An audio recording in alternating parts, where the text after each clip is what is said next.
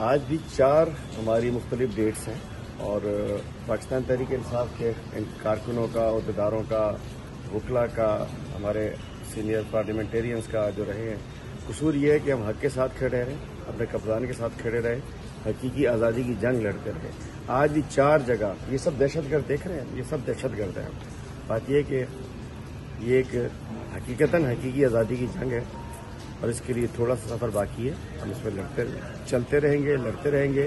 اور یہ جو عمران خان صاحب کے اوپر بھی 200 سے زیادہ کیسز ہیں، ہمارے ساتھیوں کے اوپر کیسز ہیں، انشاءاللہ حق کی فتح ہوگی، یہ کیسز ختم ہوں گے۔ اور میں کہنا چاہتا ہوں کہ عدالتوں سے ہمیں اعتماد ہے، عدلیہ پر اعتماد ہے اور عدلیہ سے ہی پوری قوم دیکھ رہی ہے۔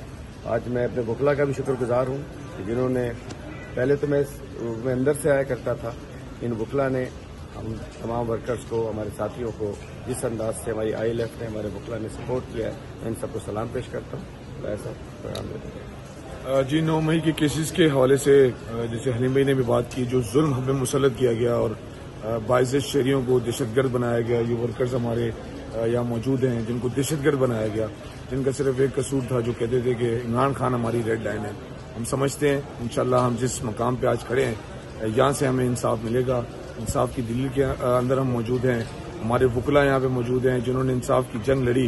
آپ کو پتہ ہے سب لوگ محصور ہو گئے تھے، لیکن ہمارا ILF جو ہے وہ سٹینڈ پہ کھڑا تھا۔ اور میں امید دلاتا ہوں انشاءاللہ تعالیٰ اپنے ورکروں کو، کارکنوں کو، کہ مشکل وقت ہم نے گزارا بھی ہے اور تھوڑا بہت رہ گیا، انشاءاللہ اس سے بھی آزاد ہوں گے۔